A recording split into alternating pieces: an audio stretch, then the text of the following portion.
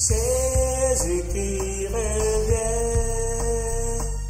Jésus qui revient, Jésus qui revient, Jésus qui revient, Jésus qui revient, Jésus qui revient, Jésus qui revient, le Seigneur revient, notre Sauveur revient, Jésus qui revient, notre Rédempteur revient, notre Dieu Sauveur revient.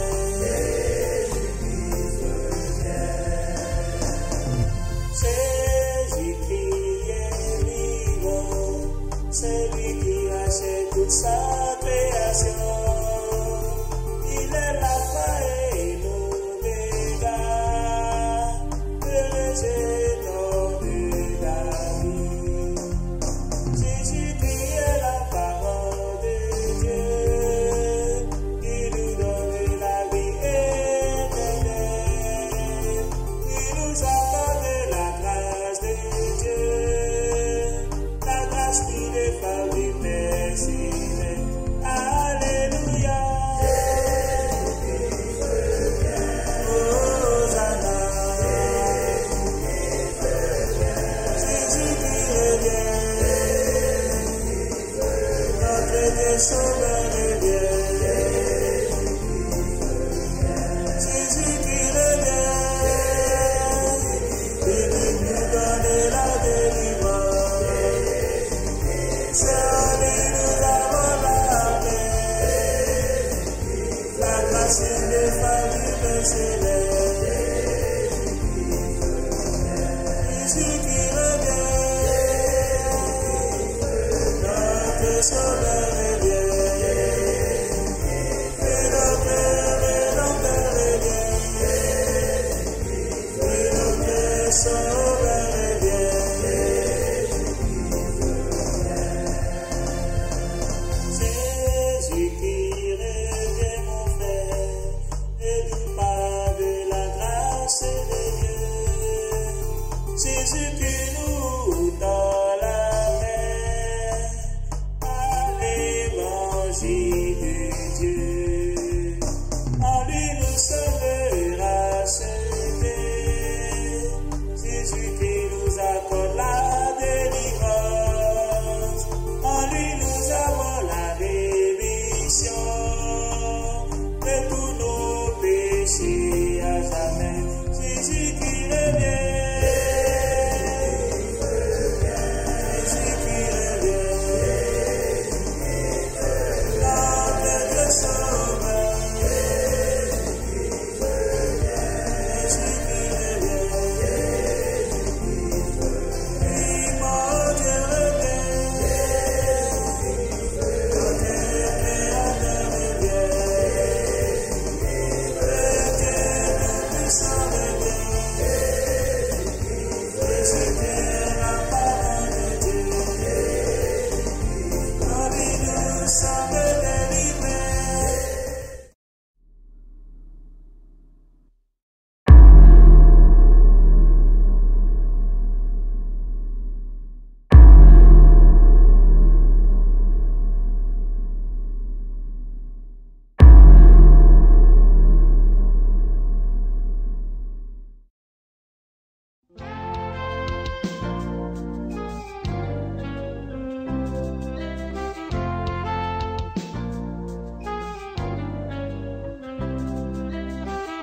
Louez l'Éternel des amers, oh l'Éternel est grand, car sa bienveillance durera toujours, oui l'Éternel est grand. Louez l'Éternel des amers, oh l'Éternel est grand, car sa bienveillance durera toujours, oui l'Éternel est grand. Seigneur éternel, tes œuvres sont magnifiques. Seigneur éternel, tes œuvres sont grandioses. Seigneur éternel,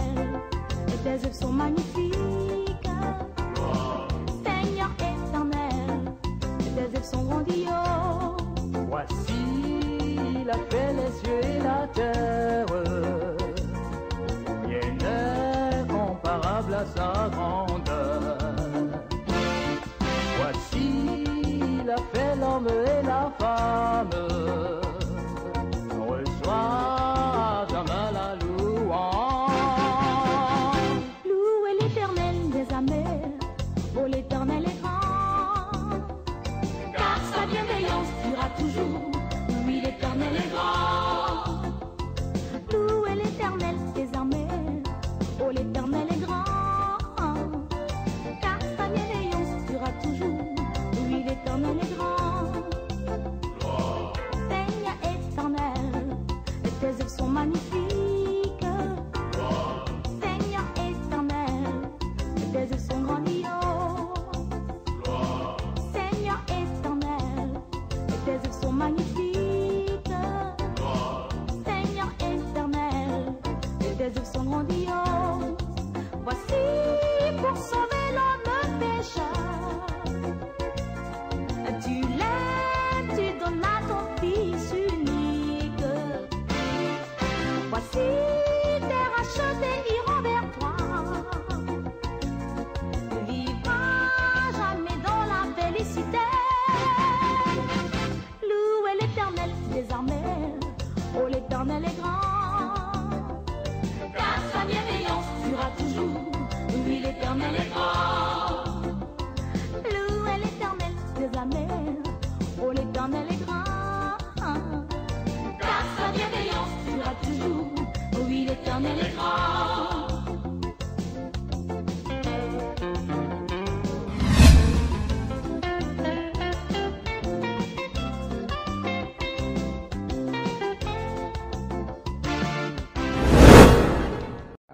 On va faire une lecture dans les Écritures et j'aimerais donc ce soir vous parler sur un sujet intitulé les doctrines de démons.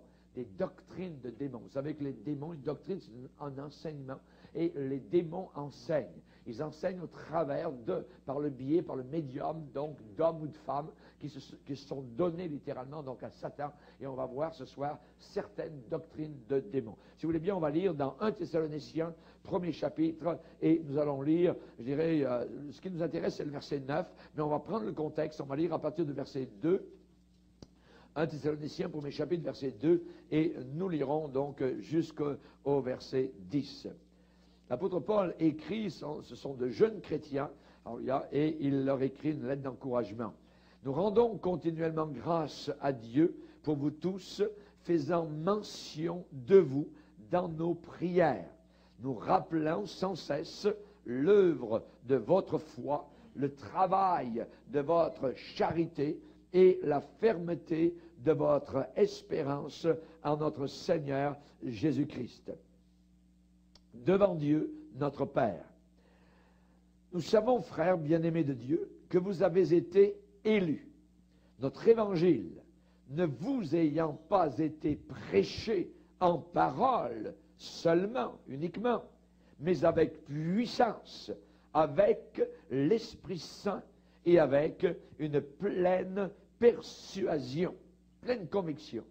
Car vous n'ignorez pas que nous nous sommes montrés ainsi parmi vous à cause de vous. Et vous-même, vous avez été mes imitateurs et ceux du Seigneur. Comment? En recevant la parole au milieu de beaucoup de tribulations, avec la joie du Saint-Esprit, en sorte que vous êtes devenus un modèle pour tous les croyants de la Macédoine et de l'Achaïe. Non seulement, en effet, la parole du Seigneur a retenti de chez vous dans la Macédoine et dans l'Achaïe, mais votre foi en Dieu s'est fait connaître en tout lieu, de telle manière que nous n'avons même pas besoin d'en parler, car on raconte à notre sujet quel accès nous avons eu auprès de vous et comment vous vous êtes convertis à Dieu, et écoutez bien, en abandonnant les idoles. En abandonnant les idoles pour servir le Dieu vivant et vrai. et pour attendre des cieux son Fils, qu'il a ressuscité des morts, Jésus, qui nous délivre de la colère à venir. Amen. Seigneur, te bénissons pour ces mots, ces paroles qui sont si puissantes, si merveilleuses, qui coulent sur nos cœurs comme un baume. Nous te prions de bénir abondamment tes enfants et ceux et celles qui écoutent par le biais de la télévision ce message. Nous te demandons de nous enseigner, de nous construire, de nous bâtir dans la foi, de nous édifier, de nous exhorter, de nous éclairer. Merci pour ton Saint-Esprit qui est présent, afin que nous ne soyons pas des ignorants, afin que nous ne puissions pas nous égarer loin de toi, mais que nous puissions rester dans le droit chemin, le chemin étroit qui mène directement à la ville céleste, notre nouvelle Jérusalem, notre lieu, notre maison. Amen. Et tout le peuple dit Amen. Amen. Gloire à Dieu. Vous pouvez vous asseoir, frères et sœurs. Alléluia. Les doctrines de démons. C'est un sujet intéressant. Et il est bon, évidemment, de savoir, de connaître. Très souvent, dans la parole de Dieu, l'apôtre Paul a redit cette phrase, « Je ne veux pas que vous ignoriez. Je ne veux pas que vous soyez dans l'ignorance. » Donc, le contraire, évidemment, l'opposé de l'ignorance, c'est la connaissance. Ignorer, c'est ne pas savoir. Connaître, c'est savoir. Évidemment, on a besoin d'un certain savoir. Il y a un savoir qui nous sauve. Il y a un savoir qui nous protège. Il y a une connaissance qui nous garde à l'intérieur de la protection du Seigneur. Et ici, particulièrement, l'apôtre Paul écrit à de jeunes chrétiens et il leur dit, vous vous êtes convertis à Dieu en faisant quelque chose. On se convertit quand il y a une conversion vers Jésus, il y a toujours un abandon.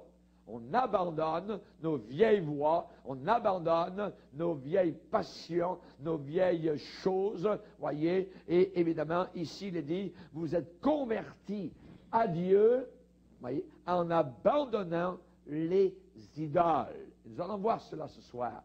En abandonnant les idoles pour servir. Voyez, auparavant, ces gens-là servaient leurs idoles.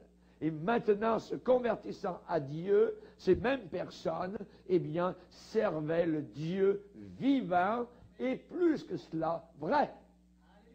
Pourquoi? Parce que dans les idoles, nous allons le voir, il y a des faux dieux. Voyez? Et évidemment, donc, il y a une sorte de superstition religieuse. Voyez? Quelle est cette superstition religieuse? C'est de placer une confiance dans une créature qui est divinisée. Une créature, je dis bien, que l'on élève à un niveau de divinité. Et on parle à cette créature, on parle à cette idole, à cette statue, à cette image, voyez, et on demande des choses que nous devrions uniquement demander à Dieu. Donc c'est une superstition. Quand on se convertit à Dieu, on abandonne les idoles, voyez. Et nous allons voir cela. Et nous qui vivons particulièrement dans le monde francophone, avec une religion officielle qui est appelée le catholicisme, eh bien c'est une religion idolâtre. Et quand on vient à Jésus, on abandonne les idoles catholiques. On ne peut pas servir le Dieu vivant et vrai en servant en même temps les idoles. Voyez? Et je répète qu'une idole, c'est une confiance, c'est mettre notre confiance dans une créature, non pas le créateur, mais dans une créature divinisée, de laquelle on attend du secours, de laquelle on attend de la protection, devant laquelle on se met à genoux, ainsi de suite, et on prie donc le morceau de plâtre, le morceau de fer, on prie l'image, la photo, et ainsi de suite. Ça, c'est de l'idolâtrie. Voyez. Et ici, ces chrétiens, ces jeunes chrétiens, dans la ville de la Macédoine, appelée Thessalonique, voyez, en Grèce, eh bien, ils s'étaient convertis à Dieu en abandonnant les idoles. En abandonnant les idoles. Voyez. Évidemment, la Bible déclare que les païens ont fait quelque chose. Ils ont fait quelque chose que Dieu, je dirais, désavoue, que Dieu n'aime pas. Ils ont fait quoi? Eh bien, il est dit que les païens ont changé la vérité de Dieu en mensonge. Et ils ont adoré et servi la créature au lieu du Créateur. Voyez, ils ont changé les païens, les religions, voyez. Et aujourd'hui, avec tout cet écuménisme, voyez, de religion, voyez, tout le monde arrive avec son chariot rempli d'idoles, rempli de ceci, rempli de croyants. On passe par la porte grande et large, mais de l'autre côté, c'est l'enfer. Voyez, ça descend dans le chemin, par le chemin grand et large qui mène vers l'enfer. C'est très dangereux. Eux qui ont changé quoi? Ils ont changé la vérité en mensonge. Voyez? Et ils ont adoré la créature au lieu du Créateur. Donc, ce sont des dieux ou des déesses qui sont nés de l'imagination de l'homme. Voyez? L'intelligence des hommes, eh bien, a été aveuglée, littéralement, par qui? Par des esprits méchants et mauvais et séducteurs. Des esprits, des démons, voyez.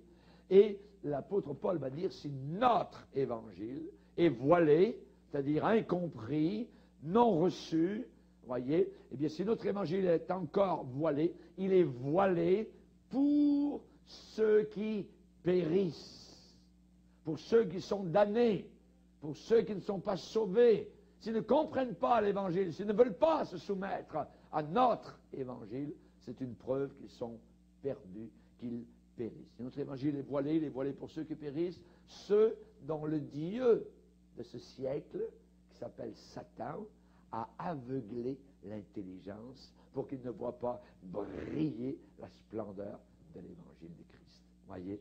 Donc, évidemment, leur intelligence est aveuglée, leur cœur est endurci, et les hommes, d'une certaine manière, sont quand même à la recherche du Dieu vivant et vrai, mais ils ne le trouvent pas dans leur religion.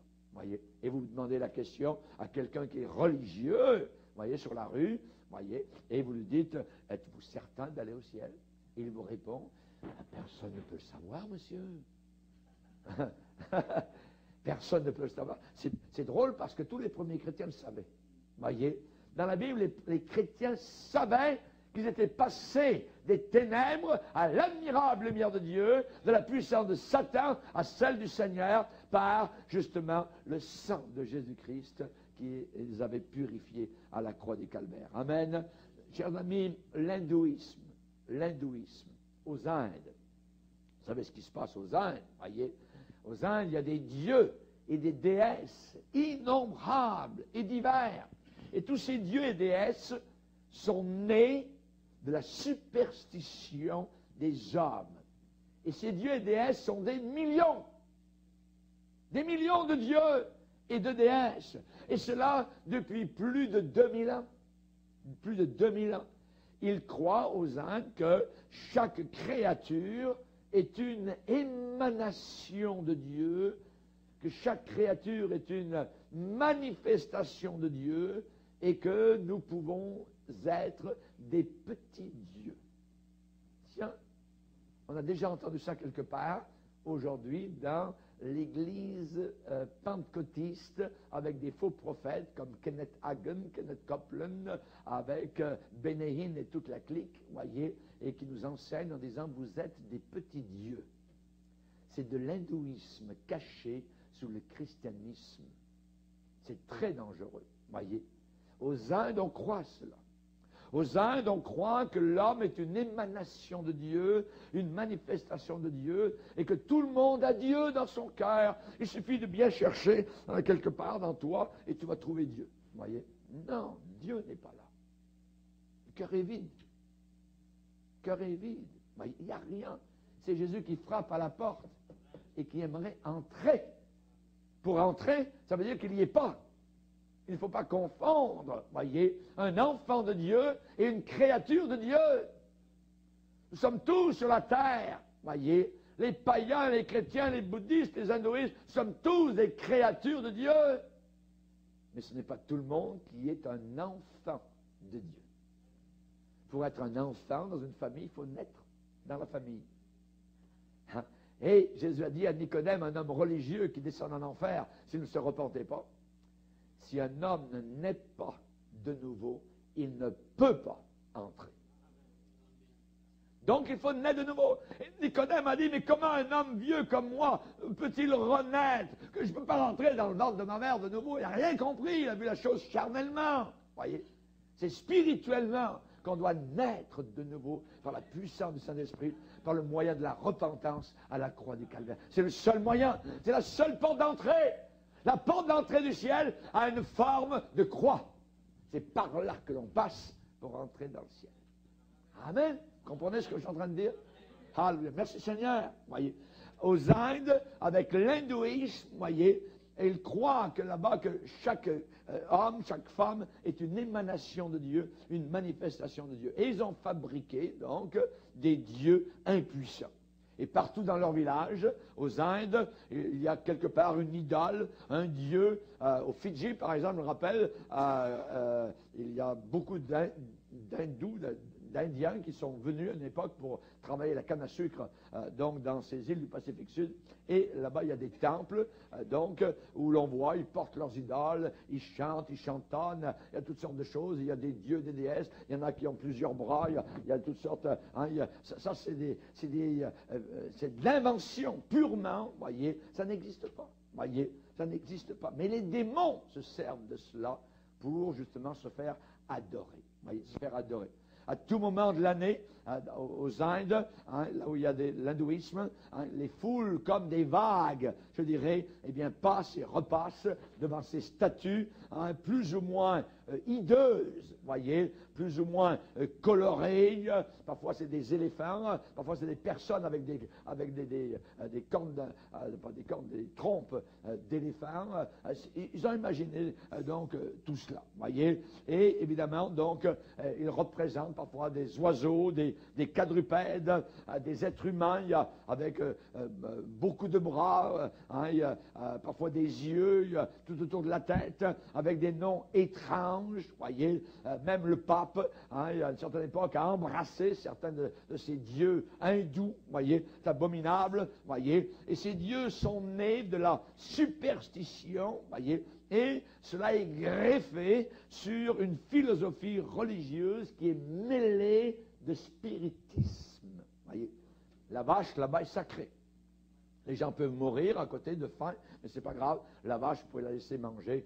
Donc, la salade sur le marché, touchez pas. Hein, elle peut faire ses besoins partout dans la rue, ne touchez pas à ça. La bouse est presque sacrée. Voyez, c'est abominable. Voyez.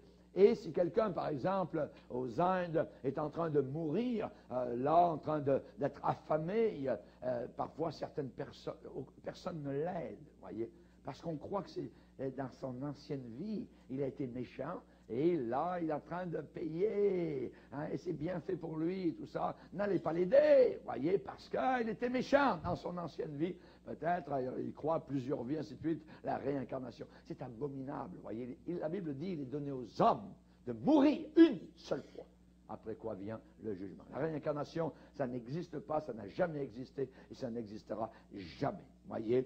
Donc, là-bas, la vache est sacrée, le pain, voyez, vous voyez le pain avec ça, hein, c'est sacré aussi. Le cochon est sacré, le rat est sacré. Il y a des temples, c'est rempli de rats, voyez. Et les gens amènent donc des fruits, des plats, hein, parce que c'est des petits dieux, ces rats-là. Ne touchez pas à ces rats, voyez. Les serpents aussi, hein, il y a toutes sortes de choses. Hein, et on voit comment le paganisme est quelque chose donc de terrible. Et dans ces temples-là, eh bien parfois leurs dieux ou déesses sont cachés dans des trous noirs où les initiés leur apportent donc des corbeilles de fruits. La Bible est bien claire, hein, il est dit, ils ont changé la gloire du Dieu incorruptible en image, vous voyez, ou statue représentant l'homme corruptible, des oiseaux, des quadrupèdes et des reptiles, voyez. Donc c'est bien écrit. Tout ce qui se passe sur la terre est décrit ou dénoncé dans la parole de Dieu depuis très très longtemps. On va lire un passage, si vous voulez bien, maintenant, dans Psaume 135. Psaume 135, verset 15. Psaume 135, verset 15.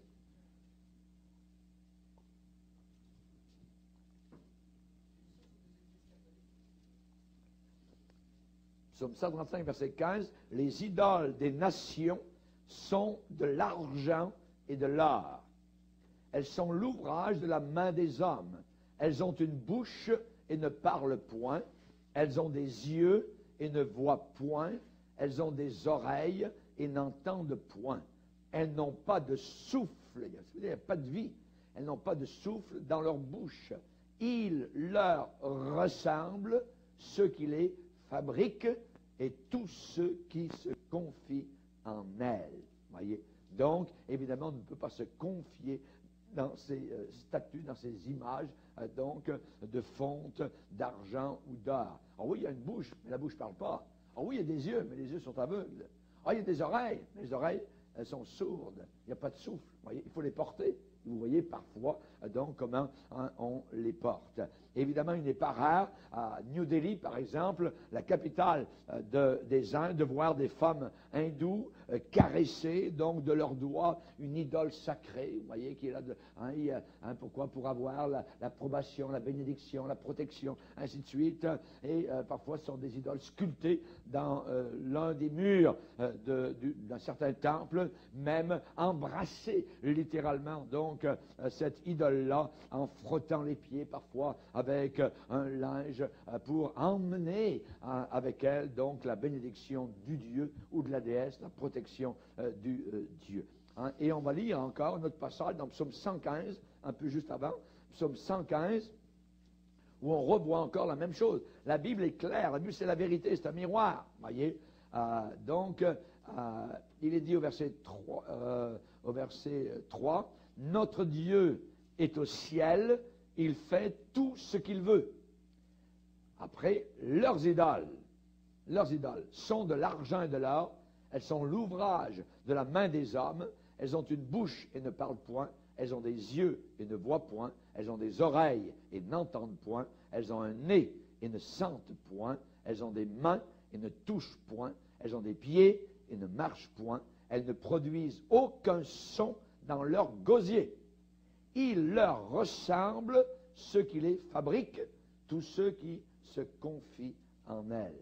Et après le verset est bien, verset 9, Israël, peuple de Dieu, peuple du Seigneur, confie-toi en l'Éternel. Amen, amen, que Dieu soit glorifié. Merci Seigneur. Le but des esprits mauvais, le but des esprits méchants, des démons, voyez, c'est d'entraîner, de pousser l'homme à adorer la créature au lieu du Créateur, voyez.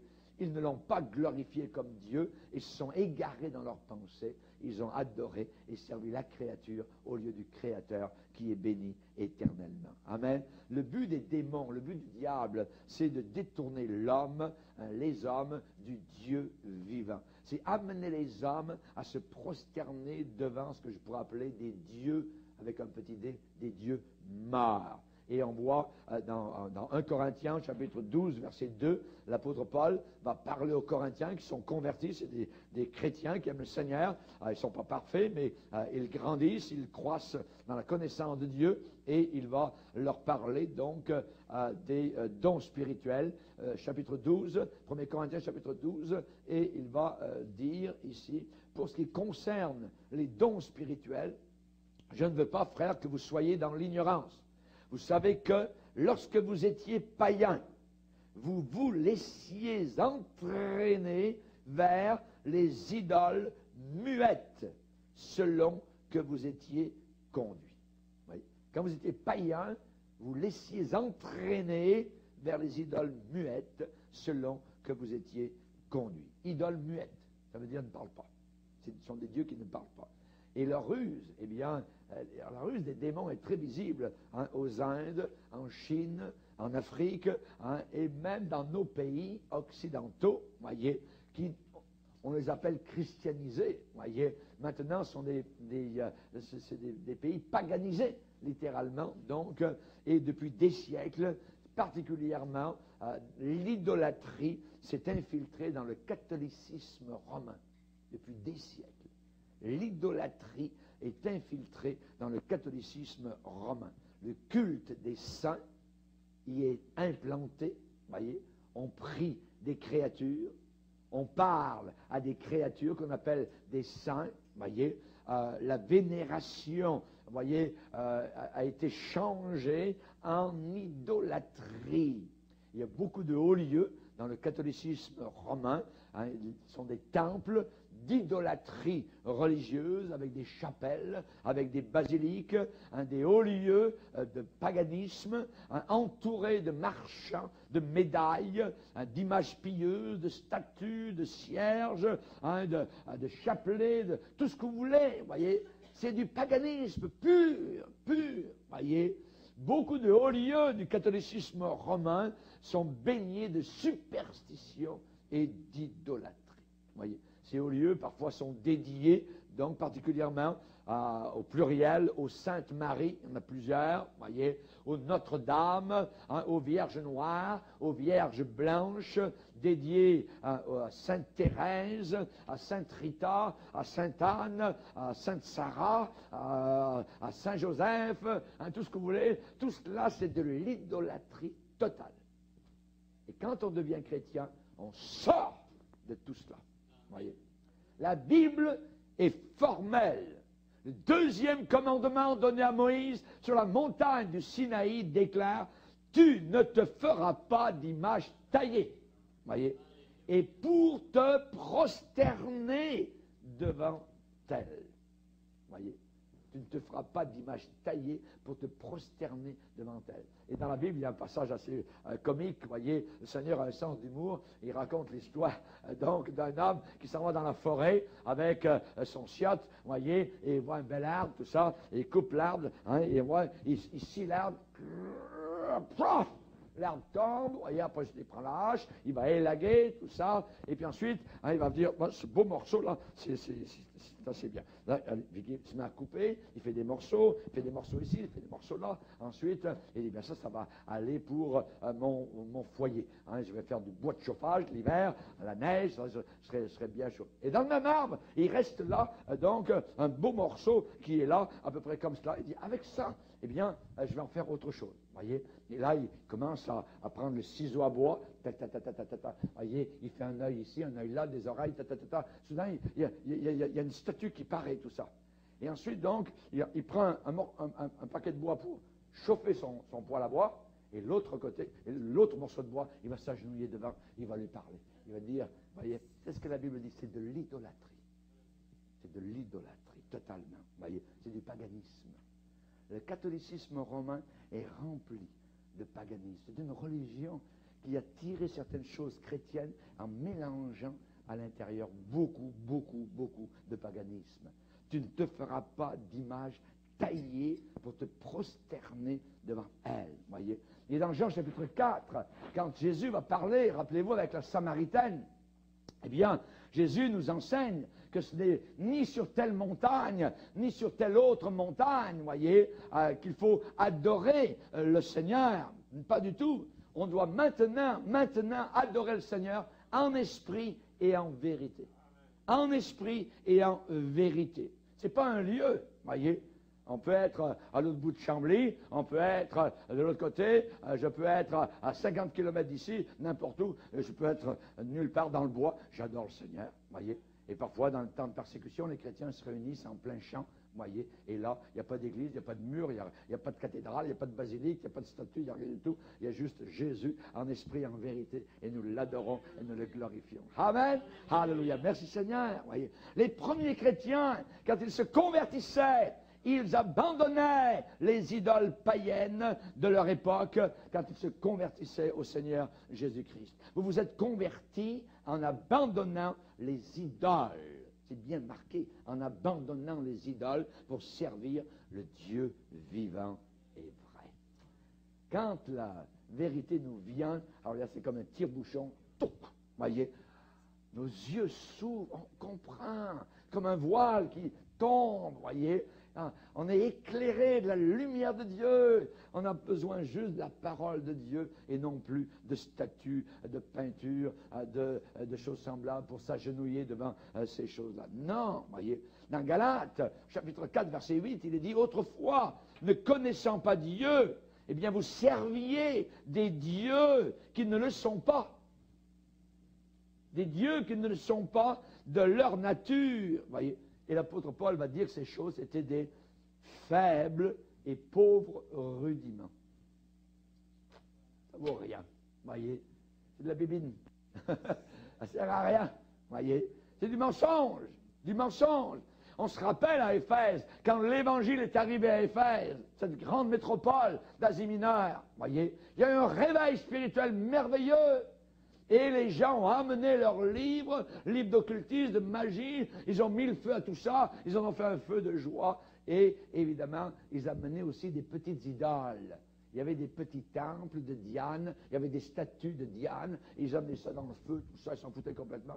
Et dans la ville, aux réactions diaboliques, réaction à tout cela, il y en a qui se sont dit, hé, notre commerce va tomber, attention. Les gens ne vont plus acheter nos petits temples, nos petites statues, nos petites bougies, nos petites choses. Ah! Et là, ils sont opposés à l'apôtre Paul. Vous relirez Actes chapitre 19. C'est terrible. Ils ont presque lynché les chrétiens à Éphèse. Voyez. Et aujourd'hui, c'est la même chose. C'est la même chose. Voyez. À Lourdes, l'apparition de Marie, c'est de l'idolâtrie totale. Total. Les bougies, les scies, les faux miracles, les béquilles, comme le frère André ici, là, c'est tout de la foutaise, c'est tout du mensonge, c'est tout faux, voyez. Le diable a inventé une femme, voyez. Il a pris quelqu'un qui était dans la Bible, qui aimait le Seigneur, voyez. Il a pris Marie, il en a fait la reine du ciel. Il n'y a pas de reine dans le ciel. Jamais les premiers disciples ont parlé d'une reine dans le ciel. Jamais ça n'a existé, une chose semblable. Voyez. On va lire un passage dans 1 Corinthiens chapitre 8. 1 Corinthiens chapitre 8, verset 4. Pour ce qui est donc de manger des viandes sacrifiées aux idoles. À cette époque-là, il faisait ça. Nous savons qu'il n'y a pas d'idole dans le monde et qu'il n'y a qu'un seul Dieu. Voyez? Car s'il est des êtres qui sont appelés Dieu avec un petit d, soit dans le ciel, soit sur la terre, comme il existe réellement plusieurs dieux et plusieurs seigneurs, voyez, néanmoins, pour nous, il n'y a qu'un seul Dieu, le Père, de qui viennent toutes choses, et pour qui nous sommes, et un seul Seigneur, Jésus-Christ, par qui sont toutes choses, et par qui nous sommes. Amen. Alléluia. Gloire au Seigneur. Que Dieu soit béni. On sait que l'apôtre Paul, à Athènes, a prêché l'Évangile, et il a dit à ces gens qui étaient là, eh bien, Dieu n'habite pas dans des temples faits de main d'homme. Dieu n'habite pas dans des temples faits de main d'homme. Il n'habite pas dans des petites boîtes appelées tabernacles. Il n'habite pas là, Seigneur. Il n'habite pas dans des lieux plus grands appelés cathédrales. Il n'habite pas dans des lieux appelés basiliques. Il n'habite pas dans des lieux hindous appelés temples, et ainsi de suite. Non! Il n'habite pas, voyez, ici même dans notre assemblée chrétienne, voyez, il n'est pas là, il est dans nos cœurs. Amen.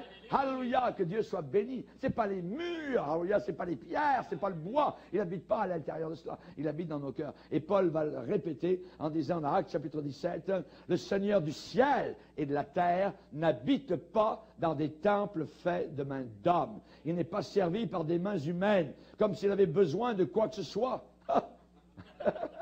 Voyez, lui qui donne la vie, la respiration et toute chose. Écoute ton respire. Ça vient de Dieu. C'est lui qui te le donne. C'est lui qui te le donne. Et Paul va renchérir à Athènes en disant, ainsi donc, nous ne devons pas croire que la divinité soit semblable à de l'or, à de l'argent, à de la pierre sculptée par l'art et l'industrie de l'homme, le travail de l'homme. Mais non, mais Dieu est esprit. Dieu est invisible. Alléluia. Mais il est présent partout. Alléluia. Gloire au Seigneur. C'est bien mieux comme ça. On n'a même pas besoin de voyager. Amen.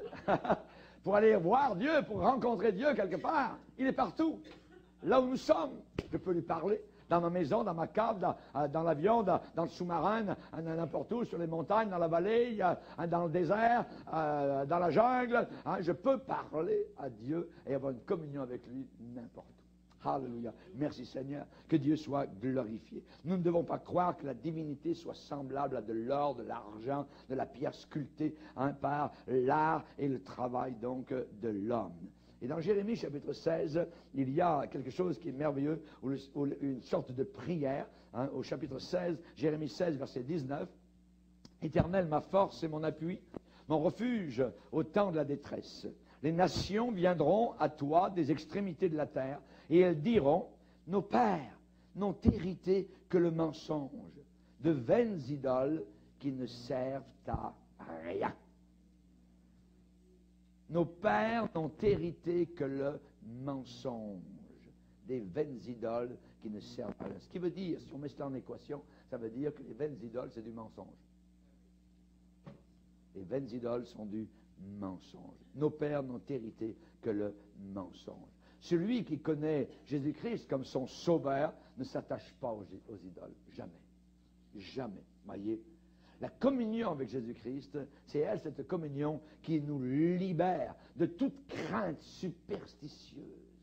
De toute crainte superstitieuse. De toute forme de superstition idolâtre. La communion avec Jésus, c'est ce qui nous donne la vraie et véritable sécurité.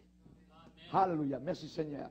Mes brebis entendent ma voix, je les connais, elles me suivent, je leur donne la vie éternelle, elles ne périront jamais, personne ne les ravira de ma main. Notre sécurité, elle est en Jésus. Et doctrine de démons, doctrine, ils enseignent les démons. Dans 1 Timothée chapitre 4, verset 1er, on nous dit, mais l'Esprit, le Saint-Esprit dit expressément que dans les derniers temps, quelques-uns abandonneront la foi pour s'attacher à des esprits séducteurs et à des doctrines de démons. Nous avons là l'expression doctrine de démons. Ça veut dire que ce sont des enseignements de démons. Et les démons se servent de l'hypocrisie de faux docteurs. Des faux docteurs, voyez, hypocrites particulièrement. Attention à la tromperie, attention au mensonge qui est présenté sous un manteau d'apparence biblique. Attention aux déviations, aux égarements en dehors des sentiers de la parole de Dieu. Notre boussole s'appelle la Bible. Amen. Et elle vous indiquera toujours la direction de Jésus-Christ. Amen. N'essayez pas de juger la Bible, laissez-vous juger par la Bible. Amen. Il faut qu'elle nous parle. Voyez, je n'essaye pas de prouver mon péché, que Dieu accepte mon péché dans les Écritures. Non, je dois laisser parler la parole de Dieu et je dois me soumettre à cette parole. Je dois recevoir la parole de Dieu avec douceur, nous dit Jacques. Voyez, avec douceur. Il y a un danger, dans ces derniers temps particulièrement, de l'influence donc démoniaque dans l'enseignement religieux. On parle de doctrine de démons. Ça veut dire qu'il y a des enseignements qui viennent directement du fond de l'enfer. Et on voit particulièrement donc qu'il y a des démons dans l'Ancien Testament un jour qui ont emmené le roi Akab à sa mort.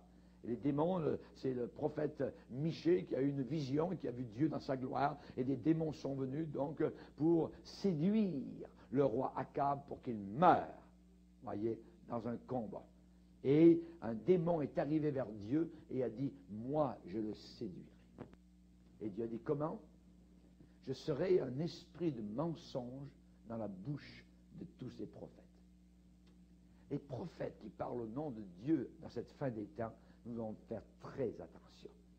Pourquoi? Parce qu'il y a beaucoup de faux prophètes qui se servent de la Bible. Dieu m'a dit, Dieu m'a montré, j'ai une parole pour toi, j'ai ceci, cela. Ils ont toujours généralement les mêmes expressions. C'est très dangereux, voyez. Dans notre Église, je n'aime pas, voyez, ce genre d'expression-là. Dieu m'a dit, Dieu m'a montré, j'ai une parole pour toi. Nous n'employons pas cette expression-là dans notre Église, parce que c'est dangereux. Ce sont des expressions qui élèvent une personne au-dessus des autres, supposément ayant des révélations extra, et ainsi la personne dit « Ah oui, vous voyez, se soumettent et sont conduits parfois par des faux esprits. C'est très, très dangereux. Vous voyez, je le séduirai. Un démon a dit « Moi, je le séduirai. Je vais séduire Akab. » Comment? Par les faux prophètes. Les faux prophètes vont dire une parole qui va amener Akab à sa mort. Voyez. Et dans Éphésiens 4, nous est dit de ne pas se laisser emporter à tout vent de doctrine, ne pas se laisser égarer par la tromperie des hommes. Les hommes sont menteurs, les hommes sont trompeurs, voyez. La tromperie des hommes, même les hommes religieux, c'est les pires. Quand on sait que l'Antéchrist qui va arriver sur la planète Terre, le chef mondial, sera religieux, voyez. Sera religieux, il ne forcera pas son chemin, cet homme-là. Il n'arrivera pas en cassant les portes. Non, il va être voulu, demandé par la foule de l'humanité. Et il va les séduire. Il sera un faux prophète, un séducteur. Voyez. Donc ne pas se laisser égarer par la tromperie des hommes, par leur ruse dans les moyens de séduction. Moyens de séduction. Les hommes trompent, les hommes rusent, voyez, les hommes mentent. Hein. Et pourquoi? Parce que les hommes sont victimes eux-mêmes, voyez, de ruses de démons. La source du mensonge, elle est surnaturelle. Tromperie des démons. L'Esprit du Saint-Esprit dit expressément. Ce mot expressément, ça veut dire, il confirme, il infirme, il appuie sur cette vérité. Le Saint-Esprit dit, répète, il martèle cette grande vérité qu'à la fin des temps, beaucoup vont abandonner la foi pour s'attacher à quoi? À des esprits de démons, à des esprits séducteurs. Oui, c'est très dangereux. L'action séductrice des esprits mauvais est très puissante. Ce n'est pas à prendre à la légère, pas du tout. Il est indispensable, pour ne pas tomber dans le piège, il faut absolument posséder la connaissance de la Bible et de la parole de Dieu. Il faut grandir dans les Écritures. Il faut posséder la pure et bonne doctrine. Il faut être nourri, je dis bien nourri des paroles de la foi. 1 Timothée chapitre 4, versets 6 et 7. Et ici, l'apôtre Paul, on va relire ce passage, 1 Timothée chapitre 4, 1 Timothée chapitre 4, il va dire, verset 1er, « Mais l'Esprit dit expressément que dans les derniers temps, quelques-uns abandonneront la foi pour s'attacher. » Abandon, s'attacher. Abandonner la foi, voyez, pour s'attacher à des esprits séducteurs et à des doctrines de démons, par l'hypocrisie de faux docteurs, portant la marque, voyez, la marque au fer rouge, de la flétrissure, la sécheresse et sec, la flétrissure dans leur propre conscience, prescrivant particulièrement deux choses. Un, de ne pas se marier. Deux, de s'abstenir d'aliments que Dieu a créés pour qu'ils soient pris avec action de grâce par ceux qui sont fidèles et qui ont connu la vérité.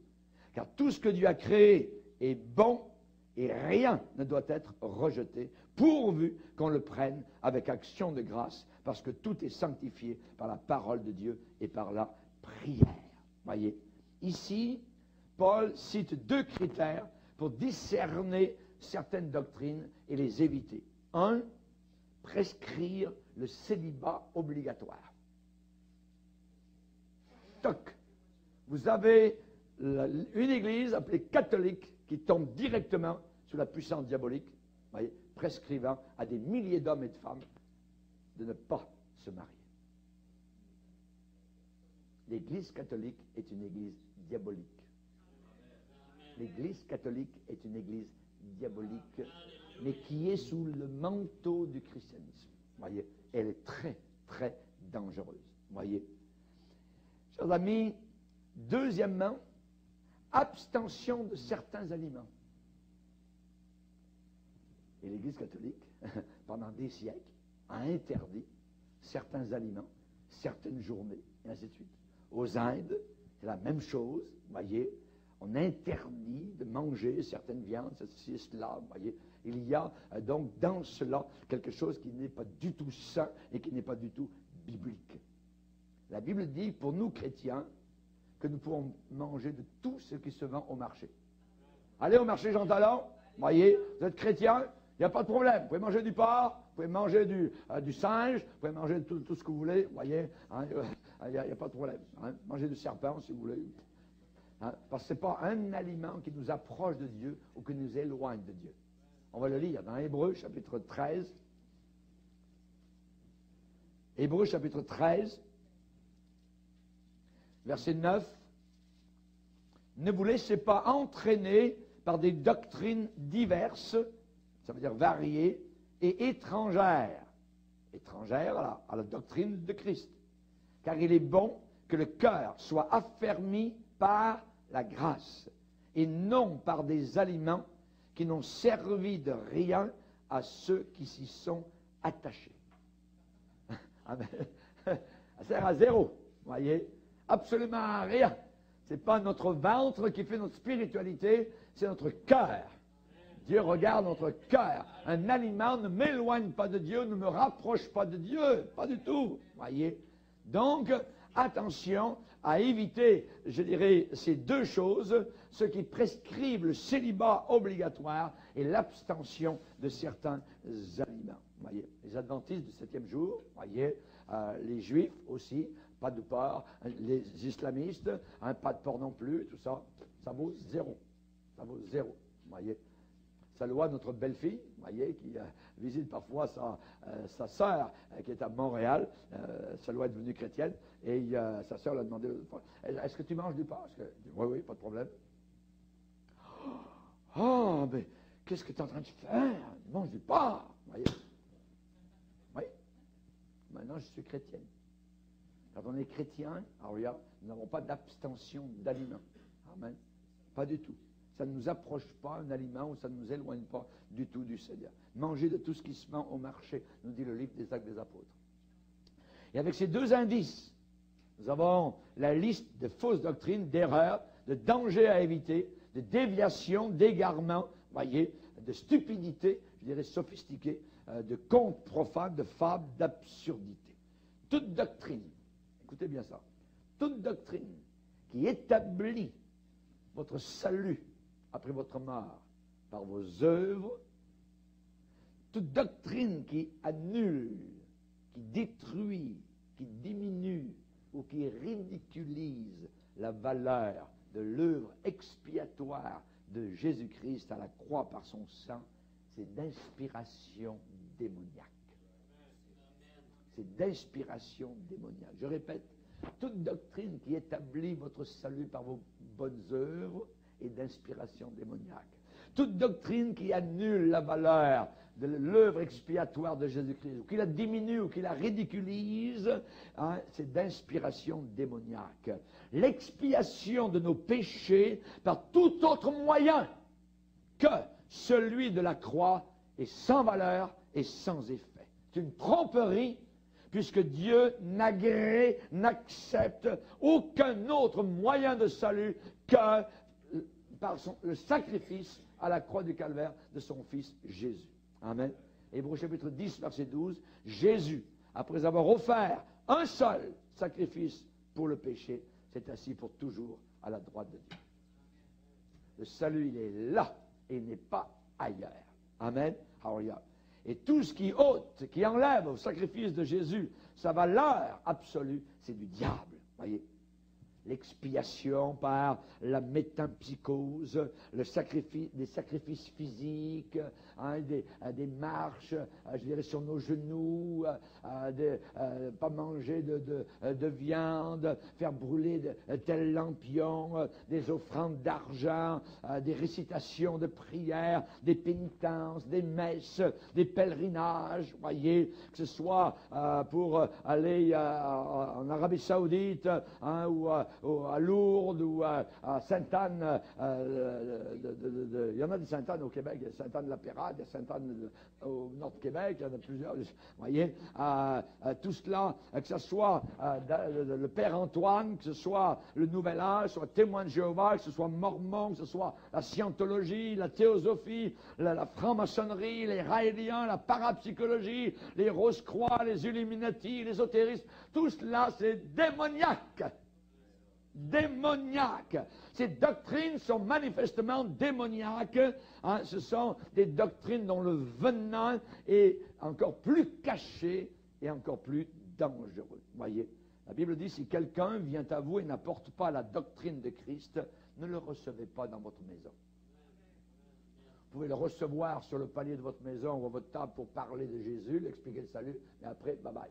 Voyez, s'il ne veut pas accepter, n'ayez pas de communion, n'en faites pas votre ami. Voyez, on ne peut pas être ami avec un témoin de Jéhovah, avec un mormon, avec un Illuminati, avec un franc-maçon, jamais de la vie. Voyez, on ne peut pas, on ne peut pas.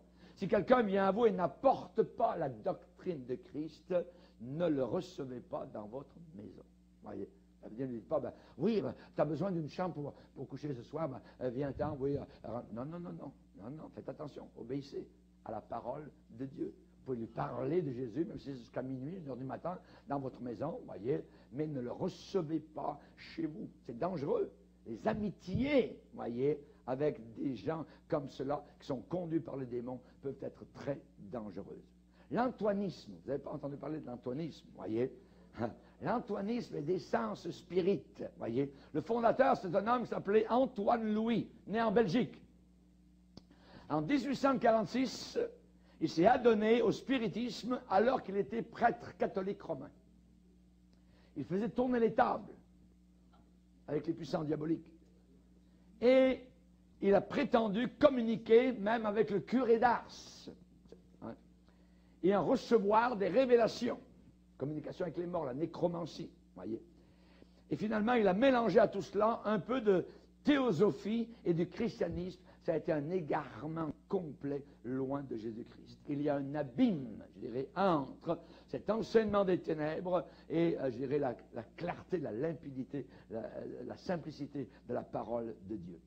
Le scientisme, ou encore science chrétienne, est une secte diabolique. La science chrétienne, avec une femme, voyez, qui faisait du spiritisme, Eddie Baker, voyez, une femme, elle s'est adonnée au spiritisme et elle s'est initiée à l'autosuggestion. Les hommes ont ça même à l'intérieur de certains milieux chrétiens. T'es pas malade, t'es pas malade. Le gars qui est en train de mourir, non, t'es pas malade, t'es pas malade. La pensée positive, à déclarer le positivisme, c'est très dangereux, voyez. Et ça fait partie, donc, du scientisme, encore de la science chrétienne, commencée avec Eddie Baker, voyez. Et cette femme a écrit un livre où elle mélange les sciences occultes avec des textes bibliques. Cette femme-là a nié l'existence de la matière. La matière, ça n'existe pas, voyez. Ouais, mais si tu rentres dans un mur, tu vas savoir qu'il y a une matière. Voyez. Cette femme-là a nié aussi l'existence du péché. Elle a dit, le péché, ça n'existe pas. Elle a nié l'existence du mal. Vous voyez, c'est très dangereux. Elle a institué en réalité un autre évangile, d'où la repentance, d'où le sang de Jésus et la grâce étaient totalement exclus. C'est très dangereux. Il y a une église comme cela, pas très loin de l'hôpital Victoria, ici à Montréal, hein, c'est marqué Science chrétienne. Un grand temple.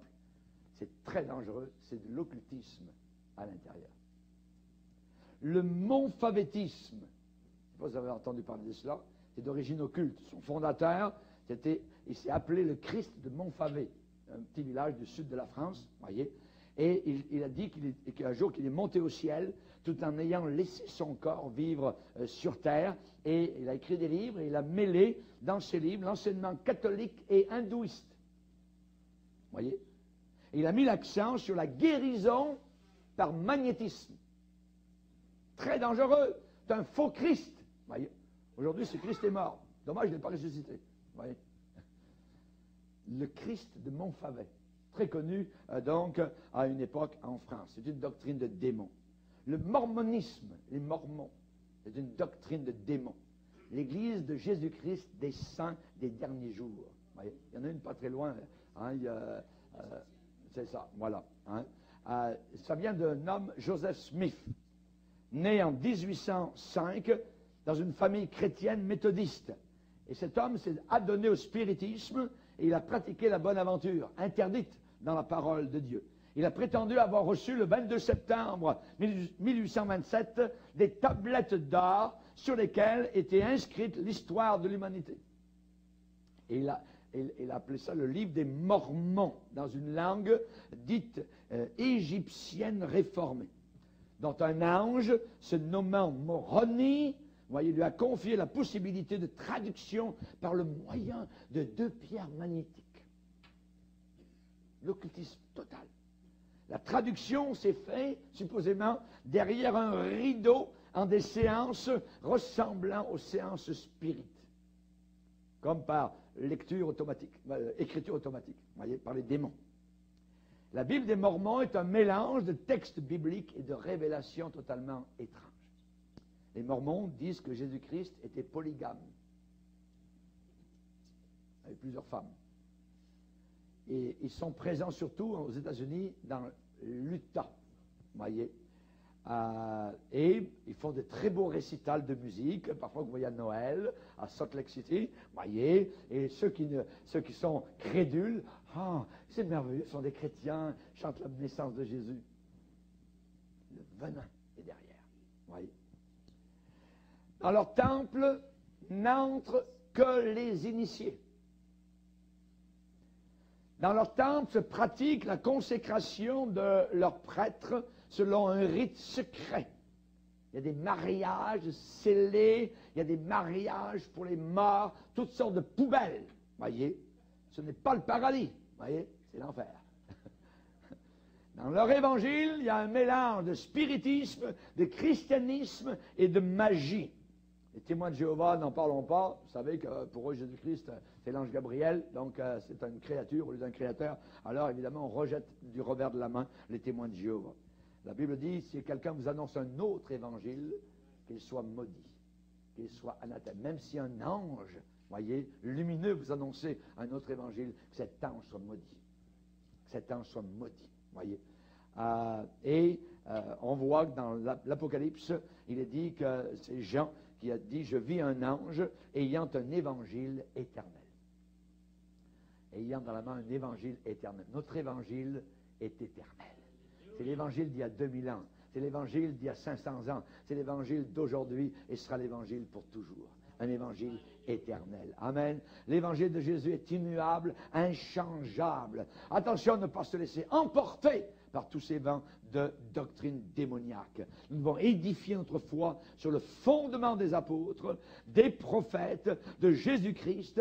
Voyez, Jésus étant lui-même la pierre angulaire. Amen. Il tient tout l'édifice. Merci Seigneur. Nous devons nous attacher à Dieu et à sa parole. Amen.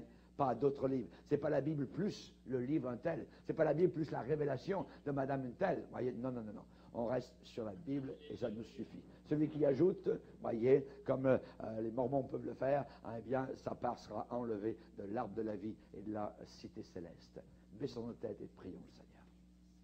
Seigneur, nous voulons te bénir et te glorifier pour ta puissante parole. Merci pour l'enseignement des Écritures, Seigneur. Alléluia. Nous savons, Seigneur, que notre cœur ne peut pas vivre sans aimer. Alléluia. Et nous voulons t'aimer, Seigneur. Nous voulons savoir qu'il y a une relation étroite entre vivre et aimer. Et nous voulons aimer la vérité. L'amour de la vérité, c'est cela qui nous sauve. Nous voulons nous attacher à toi, Seigneur. Nous voulons nous attacher à Dieu, nous attacher à la vérité, nous attacher au bien, nous attacher à la vraie parole, à la véritable parole. Nous voulons nous détourner des idoles, Seigneur, pour servir le Dieu vivant et vrai. Au nom de Jésus, Amen. Et tout le peuple dit Amen. Amen. Gloire à Dieu.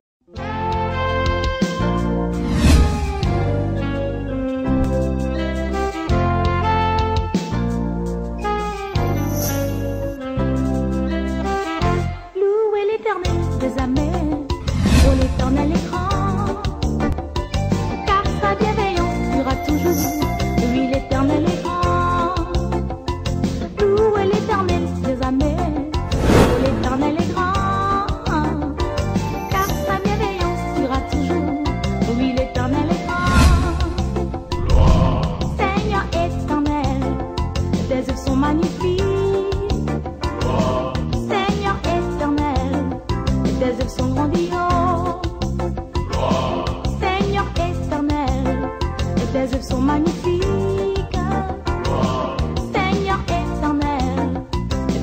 grandiose. Voici, il a fait les cieux et la terre. Rien n'est comparable à sa grandeur. Voici, il a fait l'homme et la femme.